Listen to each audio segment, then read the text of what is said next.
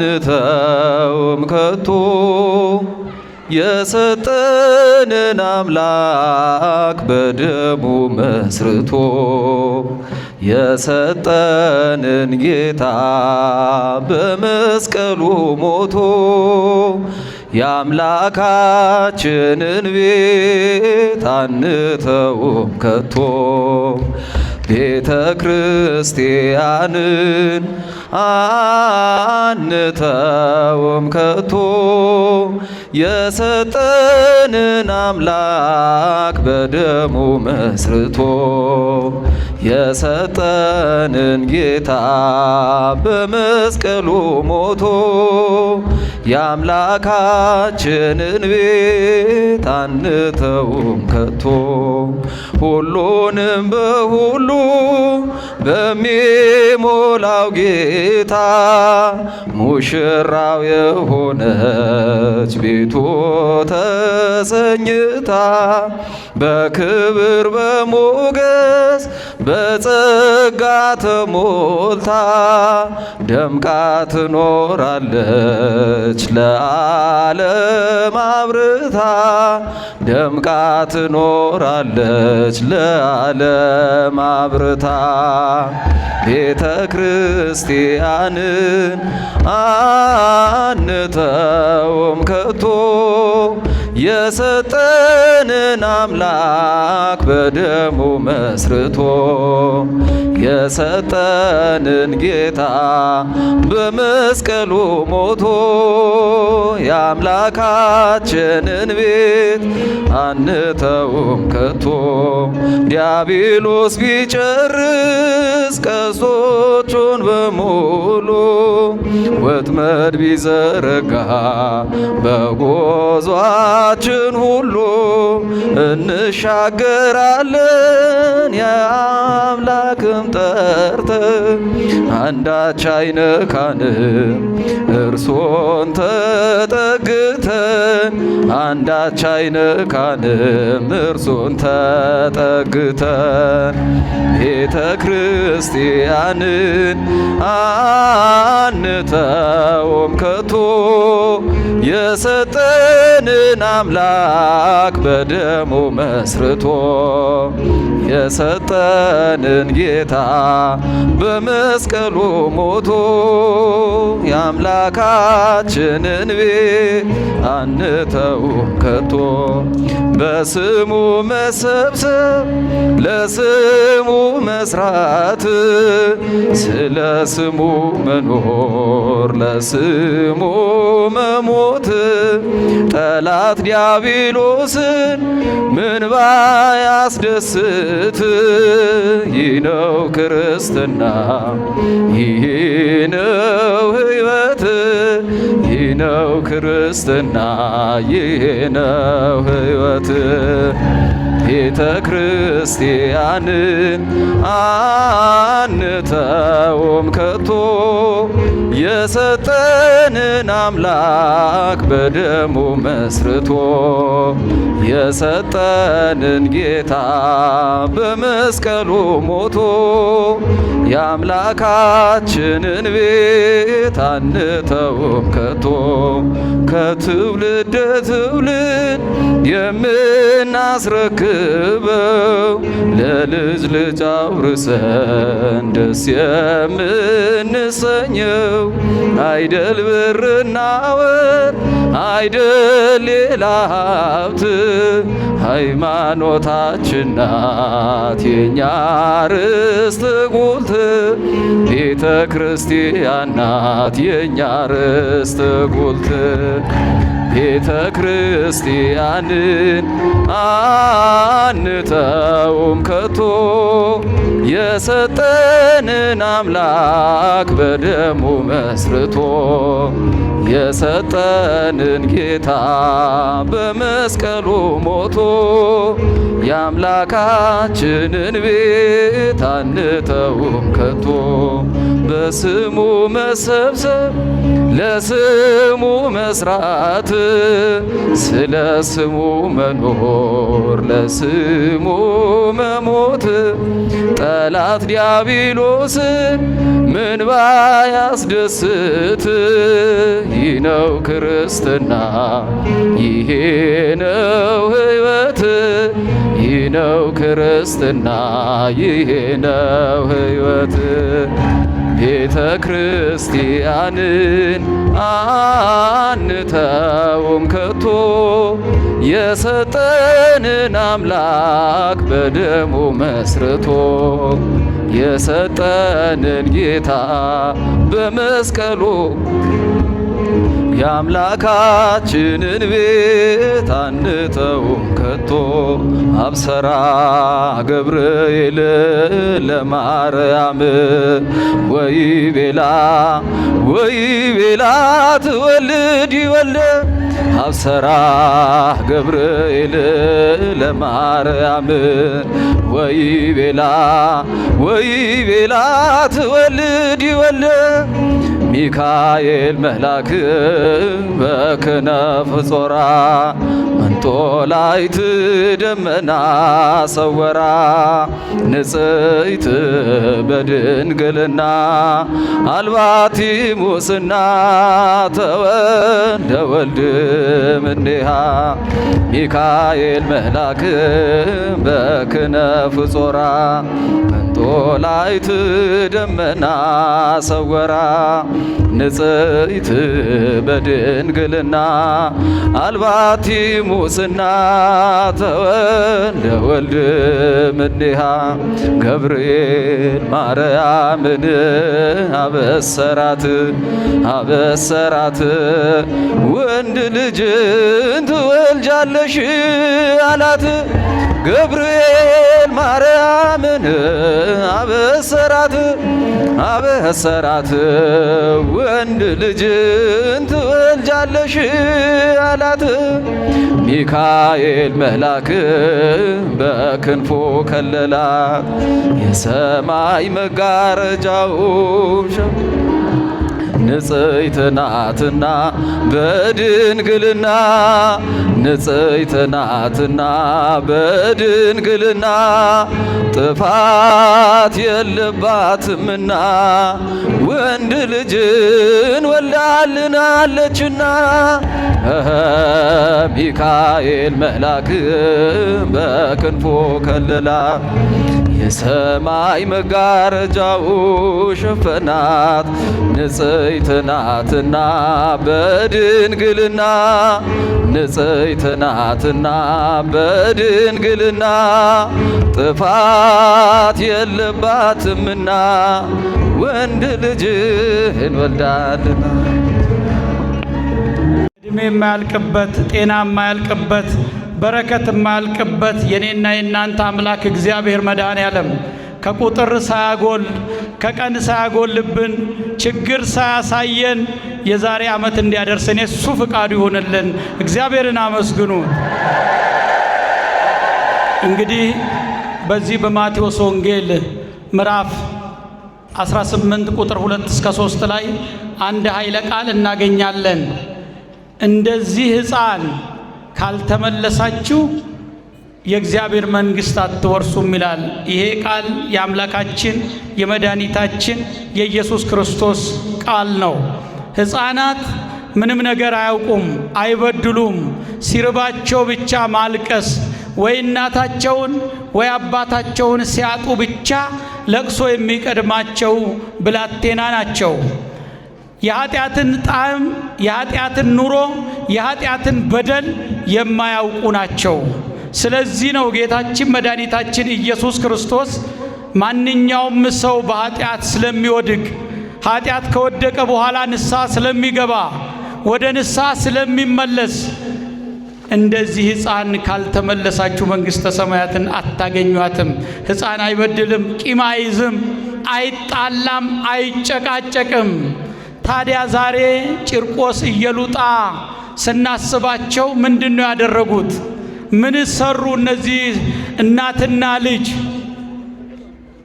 እንግዲህ ጭርቆስ አባቱ ኮዚሞስ ወይንም ስምዖን እናቱ ኢየሉጣ በዚህ በታናሿ እስያ አንጀቤን በምትባል ታላቅ ቦታ የተወለደ ልጅ ነው። ገና በ2 ዓመት ከ9 ወሩ ስለ እግዚአብሔር የመሰከረ፣ ስለ እግዚአብሔር የተናገረ፣ የእግዚአብሔርን ክብር ከፍ ያደረገ ታላቅ ብላቴና ነው።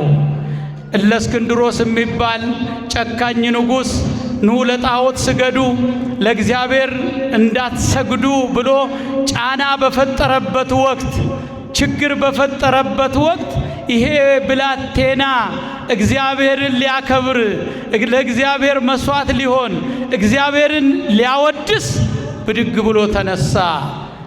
ኑና እናቱን ጠርቶ ኢየሉጣን ስገዱ ለኔ ጣዖት አለ። አጠር አረገዋለሁ። ስገዱ አለ። እነዚህ እችል ኢየሉጣ በሴት አንጀቷ በእናትነቷ ልጇም እያሳዘናት እኔ ላንተ አልሰግድም አለችው ጠጋ ብላ። ወይንም ልጄ መጥቶ ይመስክር አለችው። ከኔ ጋር ናችሁ ክርስቲያኖች? በኋላ አንሰግድም፣ አናንያን፣ አዛርያን፣ ሚሳኤልን ያዳነ እግዚአብሔር እኛንም ያድነናል አሉ። ክርስቲያኖች እውነት እግዚአብሔር የአባቶቻችን አምላክ ነው። የእናቶቻችን የቅድመ አያቶቻችን አምላክ ነው።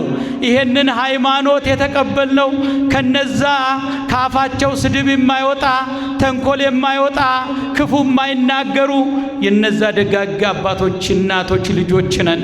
እነዛ ኦርቶዶክሳውያንን አቅፈው ኦርቶዶክሳውያንን ይዘው ብዙ ዓመት የኖሩ ክርስቶስ ከተወለደ ዛሬ 2018 ዓመተ ምህረት ነው። ዓመተ ፍዳ ዓመተ ኩነኔ አልፎ የምህረት ዓመት ከቆጠርን ክርስቶስ ከተወለደ 2018 ኦርቶዶክስ ከተሰበከ ኦርቶዶክስ ከተነገረ ኦርቶዶክስ ከተማር 2018 ዓመተ ምህረት ጨረስን። ክርስቲያኖች እግዚአብሔር አሁንም በቤቱ ያኑረን። ሌሎች እንቅፋት መጥቷቸው ተንገጫጭጨው ክርስቶስን መጠበቅ አቅቷቸው ሳይርባቸው ርቧቸው እንቅፋት መጥቷቸው ከቤቱ የወጡ አሉ። እነሱን እግዚአብሔር ልቦና ሰጥቶ ይመልሳቸው። ታዲያ ይሄ ንጉሥ ስገዱ አለ። አንሰግድም፣ የሚያድነንን አምላክ አለ። እንደውም ያመነው አምላክ ባያድነን እንኳን ላንተ ጣዖት አንሰግድም ነው ያሉት። ክርስቲያኖች እናንተ ዛሬ እንቅፋት ሲመታችሁ፣ ዛሬ የጠየቃችሁት ነገር እግዚአብሔር ዕድሜ ሲሰጣችሁ ወይንም ጠብቁኝ ሲል ትዕግስት የለንም እኮ። አዳምን ትዝ ይላችኋል? በኦሪት ዘፍጥረት ምዕራፍ 3 ቁጥር 10 እስከ መጨረሻ ላይ አዳም ከበደለ በኋላ አዳም ካጠፋ በኋላ አዳም የሚያለቅስ የሚያነባ የሚጨነቅ ሆነ ይላል። እግዚአብሔር ግን እንባውን አየ፣ ማዘኑን አየ፣ ማልቀሱን አየ፣ መተከዙን አየ። እንዲህ አለው፣ አዳም ከልጅ ልጅ ተወልጄ አድንሃለሁ፣ ለ5500 ዘመን ጠብቀኝ፣ ወይንም ለ1 ቀን ተኩል ጠብቀኝ አለው። ክርስቲያኖች አዳም ይሄንን ጠብቆ ነው እኮ ወደ ጥንተ ክብሩ የተመለሰው። እኔና እናንተ ልጅ ስናጣ፣ ገንዘብ ስናጣ፣ ሆደ ባሻዎች፣ አልቃሾች፣ እግዚአብሔርን የምንለውጥ እግዚአብሔርን የምንረሳ ሰዎች እኮ ነው። ለምን አይርበንም? ለምን አይጠማንም? እምነታችን እየተንገጫገጨ፣ እምነታችን እያስጨነቀ፣ አትጨንቀን እምነቱን መያዝ አልቻልም። ስለዚህ ኑ ስገዱ አላቸው ሁለቱን።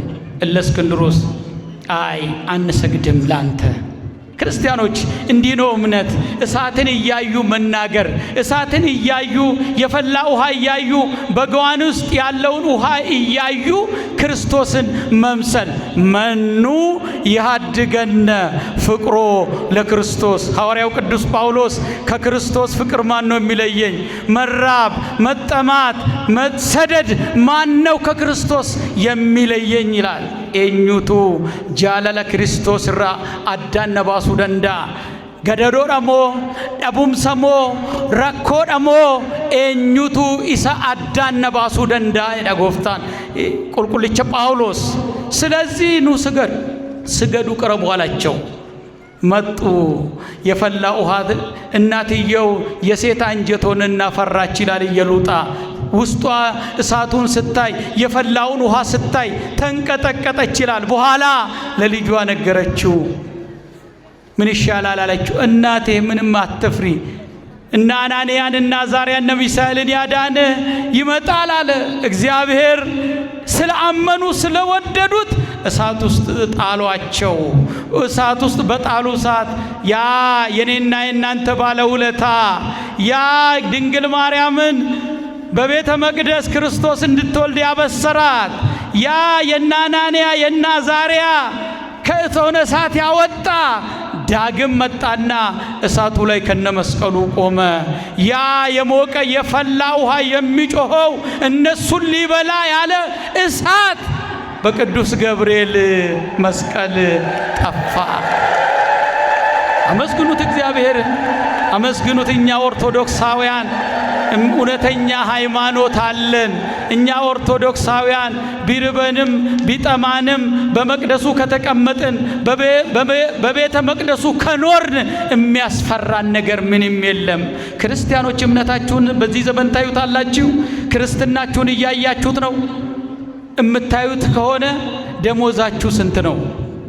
ግን እግዚአብሔር ፈቅዶ እናንተ ስትተኙ ማዕዱን እየባረከ እናንተ ስትተኙ በኋቃውን እየባረከ በ2000 ብር ደሞዝ ልጆች እያስተማራችሁ ነው። ከዚህ የበለጠ ሰዓት የለም። ከዚህ የበለጠ ማጣት የለም። ከዚህ የበለጠ ቤቱን ክራይ ከፍላችሁ ልጆች አስተምራችሁ ከዚህ የበለጠ በሳት መካከል ማለፍ ምን አለ? ይሄንን ነው እግዚአብሔርን ማመስገን። ዛሬ እኮ አንድ ጤፍ 20,000 ብር ገባ። ትናንትና 2,000 ብር 1,000 ብር 400 300 እንዳልነበረ። ታዲያ ይሄንን እየኖር ነው አይደለም እንደ ክርስቲያኖች? እስቲ አመስግኑት እግዚአብሔርን። እግዚአብሔር ቅዱስ ገብርኤል እንዲህ ይላል በዚህ በሉቃስ ወንጌል ምዕራፍ 1 ቁጥር 19 ላይ በእግዚአብሔር ፊት የምቆመው እኔ ቅዱስ ገብርኤል ነኝ ይላል። በእግዚአብሔር ፊት ሰዎች አሁን ሌሎች የተናገሩትን መናገር አንፈልግም። እግዚአብሔር ፊት ከቆመ ገናናው መልአክ ቅዱስ ገብርኤል እኔና እናንተን ሊያስታርቅ ነው። እኔና እናንተን ሊያገናኘን ነው። እኔና እናንተን ከታቦቱ ጋር ሊያገናኘን ነው። ሌላ ስራ የለውም።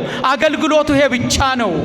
የአንድ ሊቀመንበር እናት እንኳን ትከበራለች። ዛሬ ማርያምን የሚሳደቡ ዛሬ ማርያምን የሚናገሩ እኮ ድሮ ድንግል ማርያም ስትጠራ ምጥ ሲይዛቸው ወዲያ ይወልዳሉ።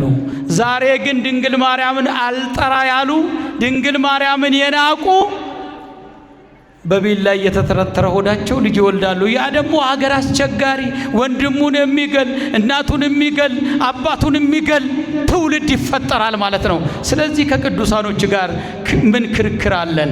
ቅዱሳኖች ለእኔና ለእናንተ የተፈጠሩ እኔ እናንተን ሊያጸድቁ መቅደሱን ሊያሳዩ ቤቱን ሊያሳዩ ነው እግዚአብሔር ያመጣለን። ቁልቁሎታ ሰሚጉባ ለፈከነረቲ ካንጅራተኒ ዋመሌሚቲ አናፊሲን ሞቱማ ዋቀዮ አከዳሉ መነ ዋቀዮ አከሴኑ አከባኑ ገልመ ኬኛ ባኬኛ አከቤግኑ ኤርገሞተ ዋቀዮ ኑ ኬኔ ከናፍ ኤርገማን ዋቀዮ ቁልቁሉ ገብርኤል ፉንዱረ ዋቀዮ ከናበዱ አንያ ቁልቁልቸ ገብርኤል ጀዳ ወንጌለ ሉቃስ ቦቆና ቶኮ ለኮፍሰ ኩድ አፉርረት ጀቸ ከነን ያርጊና ፉንዱረ ዋቀዮ ከናበዱ አና ጀቻ ጅራ እግዚአብሔር ፊት የምቆመው እኔ ነኝ። ሊያማልደን መንገድ ሊያሳየን በጠፋበት ቦታ ሰላማችንን ሊመልስ እግዚአብሔርን የሚያማልደን ይሄ ገናና መልአክ ነው። ክርስቲያኖች ዛሬ አገራችን ኢትዮጵያ የነ ተክለ ሃይማኖት ሀገር እነ ገብረ መንፈስ ቅዱስ ከግብጽ መጥተው ጽድቃቸውን የሰሩባት እነ አቡነ አረጋዊ እነ አቡነ ጴንጤሌዮን እነዚህ ተሳቱ ቅዱሳን ከሮም መጥተው እቺ ሀገር ባርከው ቀድሰው ያኖራት ኢትዮጵያ ዛሬ እኔና እናንተ እንባላለን። አማራ፣ ኦሮሞ፣ ጉራጌ፣ ትግሬ እየተባባል እንባላለን። ማን ነው የሰበከን? ገላትያን ምዕራፍ 8 ቁጥር 1 ላይ እንዲህ ይላል፣ እኛ ከሰበክንላችሁ ይላል ሐዋርያው ቅዱስ ጳውሎስ፣ እኛ ከሰበክንላችሁ ውጪ የሰበካችሁ የተረገመ ይሁን ይላል። ሉቃስ ወንጌል ገላትያን ምዕራፍ 8 ቁጥር 1 ላይ ማን ነው የሰበከን? እንድንጣላ እንድንለያይ ማን ነው የሰበከን? ዘር እንድንቆጥር አጥንት እንድንቆጥር ማን ነው የሰበከን? ይሄ ጠላታችን ጥንታዊ ጠላታችን ማን ነው?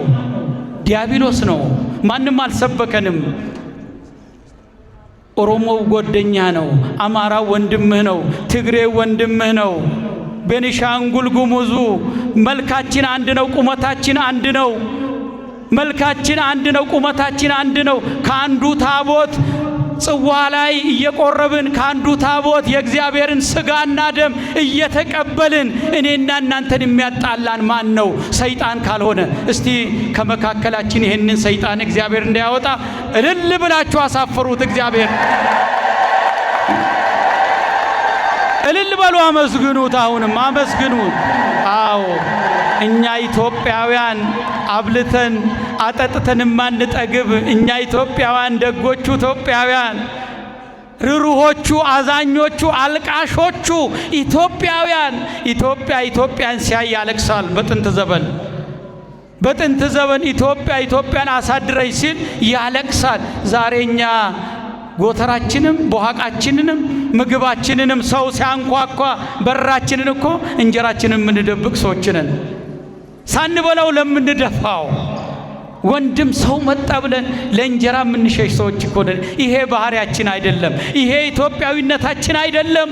ይሄ የእኛ የተሰጠን ጸጋ አይደለም። እኛ መዋደድ በቤቱ እንዲህ ተሰብስቦ እግዚአብሔርን ማምለክ፣ ክርስቶስን ማምለክ፣ ቅዱሳንን፣ ሰማዕታትን፣ ድንግል ማርያምን በራሳችን ላይ አንግሰን የምንሄድ ሰዎች ነን። ክርስቲያኖች አሁንም ወደ ቀልባችን እንመለስ። ተጣልተን አየነው፣ ተጋለን አየነው። እንዴት ኢትዮጵያን ይገላል? ጠላት አልመጣም እኮ። እንዴት ሽፍታ ሁነን ራሳችንን እናጠቃለን፣ ሽፍታ ሁነን ራሳችንን እንገላለን። ከዚህ እግዚአብሔር ይሰውረን። ያ ዘበን የእሳቱን ዘበን ከራማ ከሰማይ መጥቶ ቅዱስ ገብርኤል እንዳበረደው ይሄ የምንጣላበትን ነገር የምንጨቃጨቅበትን ነገር ይሄ ራስ ወዳድ የሆንበትን ዘመን እግዚአብሔር ቅዱስ ገብርኤል መሃላችን ተቀምጦ ከመካከላችን ያውጣልን። የሚያጣላን ሰይጣን ነው። የሚለያየን ሰይጣን ነው። እናት ለልጇ፣ ልጅ ለእናቱ እንዳይራራ፣ አባት ለልጁ እንዳይራራ፣ ልጆች ለአባቶቻቸው እንዳይገዙ የሚያደርግ ሰይጣን ነው። ከዚህ እግዚአብሔር ይሰውረን። እስቲ ወጣቶች እጃቸውን ብድግ አድርጉ። የወጣት የሆናችሁ እስቲ ብድግ አድርጉ። ወንዶች ሴቶች እንዳታወጡ። ወንዶች እጃችሁን ብድግ አድርጉት። ማታ ስትገቡ የአባታችሁን ጉልበት ትስማላችሁ? የአባቱን እግር የሚያጥባለ እስቲ እጅ አውጣልኝ። እጃችሁን መልሱት እስቲ እኔ የአባቴን ጉልበት እስማለሁ እግሩን አጥባለሁ የሚል እስቲ እጁን ያውጣ። በቃ ተመልምለን እንደ ባህር ዛፍ ቆመናል እኮ። እንዴት እንመረቃለን? አባት ላይ አብርሃም ይስሐቅን ባረከው፣ ይስሐቅ ያዕቆብን ባረከው። እግዚአብሔር አብርሃምን ባረከ፣ አብርሃም ያዕቆብን፣ ያዕቆብ ልጁን ባረከ። እንዴት እንባረካለን ታዲያ? ተመልምለን አደግን። የምንይዘው አይበረክት፣ የምንበላው አንጠግብ፣ ባዶ እጅ እኮ ነን ያለነው። እስቲ ልጃገረዶች እጃችሁን አውጡ። የእናቱን እግር የሚያጥብ ጉልበት የሚስብ አለ? እንዴት ታዲያ? ሁላችንም እኮ እንደ አህያ ጥርስ ተስተካከልን። እንዴት ይሆናል? እናትሽ እንድትማርቅሽ፣ ስራ እንድታገኝ፣ ትዳር እንድታገኝ የእናትሽን ምርቃት ጉልበት መሳም፣ እግር ማጠብ። እንደ ባህር ዛፍ ተመልምለን እያደግን ክርስቲያኖች ፈተና ሆን እኮ በራሳችን ላይ የጠየቅነው መልስ የማያገኘው እግዚአብሔር የሚባርክበት ቦታ ስላጣ ነው። እናት ላይ ሆኖ ይባርካል፣ አባት ላይ ሆኖ ይባርካል፣ ቤተ መቅደሱ ላይ ሆኖ ይባርካል። እግዚአብሔር እንዴት ብሎ ይባርከን? ከኔ ጋር ናችሁ? ጉልበቱን የእናቱን ጉልበት የአባቱን ጉልበት የሚስም ካለ ጥሩ ነው። ለካ ለዚህ ነው የምንጣላው፣ ምርቃት ስለሌለን፣ ባዶ ስለሆን። ከኔ ጋር ናችሁ? ባዶን ስራ ጎዶሎ ውሃ አድርገን እንስራ ብንሸከም ያስኬደናል እንዴ? ካልሞላ አያስኬደንም። ከኔ ጋር ናችሁ? ራባችሁ እንዴ? ጎዶሎን ስራ እየተንቦጫቦጫ ያስኬደንም። መንገድ ሙሉ ያስኬዳል አያስኬድም? ጎዶሎ ሆና አልተመረቅንም። እናታችን አባታችን ላይ እንዲመርቁን እግዚአብሔርን ለምኑ። እናቴ መርቂኝ፣ አባቴ መርቁ እንድትሉ አምላካችን እግዚአብሔር ይርዳን። እስቲ እጃችሁን ብድግ አድርጉት እስቲ። ቅድም በስንት መከራ ለምንድን ነው ሰዎች ገንዘብ ስጡ የማይሏችሁ? ቤታችሁ አይደለም እንዴ? ለምንድን ነው ሰባኪው አምጡ የሚለው? እናንተ አውቃችሁ መስጠት አለባችሁ። ለምን እንሰበካለን? ቤታችን አይደለም ወይ? ሁሉን ሀብታችንን ጥለን እንመጣለን። 3 መኪና 10 መኪና ያለን አስራት በኩራት መች ከፈላችሁ? ሚልክያስ ምዕራፍ 3 ቁጥር 10 ላይ ሰርቃችሁኛል፣ ከልጆቻችሁ አልሰጣችሁኝም፣ ልጆቻችሁን ወደ ቤተ እግዚአብሔር አላመጣችሁም፣ ገንዘባችሁን አልሰጣችሁኝም፣ እኔ እመጣባችኋለሁ ይላል። ለምንድን ነው የሚሰብከን? ለምን እንሰበካለን? ስጡ ስንባል ይሄ ካቴድራል አመራ አያችሁታል? ይሄ ስለተሰራ አይደለም እንዴ? እና በእናንተ ገንዘብ እኮ ነው። ለምን ትሰበካላችሁ? ለምን አትሰጡም? እኛ ስንሰጥ ማን ይሰጠናል? እግዚአብሔር ይሰጠናል እኮ። ከኔ እስቲ እጃችሁን አውጣ። አንድ መዝሙር ዘምርላችኋለሁ። እዚህ የመጣን 1 ብርም 2 ብርም እንሰጣለን። ኑ ሁላችሁም እንካዛ። ይኸው ቄስ ብር አይሰጥም። ቄስ ብር ከሰጠ ኢትዮጵያ ውስጥ ነዳጅ ይወጣል እያሉ ነው። አሁን ነው እየወጣ ነው። ቄስም እየሰጠ ነው። በሉ ይኸው ጀምሬያለሁ። ኑ ሁላችሁም ይሄንን ከፈት አድርገው ሁሉንም በሉ። እዚህ ላይ ደግሞ ጥላ አስቀምጥልኝ፣ እዛ ጥላ አስቀምጥልኝ። ለምን ትሰበካላችሁ? ለምን ይናገሯችኋል? ለምን አትሰጡም? እዚህ ጋር ጥላ አድርገው። ጥላ እዚህ አባዬ፣ እዚህ ሴቶቹ ጋር እናቶቼ ጋር አዎ፣ ጥላ አድርግ በሉ። እዚህ ጋር ይኸው ሳጥኑ ላይ አድርጉ። ጎሽ ሰከነሳቃሚ ይሄንን ክፈቱት። ሁንዱም ቲኬሰም በከከነት ካንፍተኒ ኤርገማ ዋቀዮ በርባቸዳ ኬና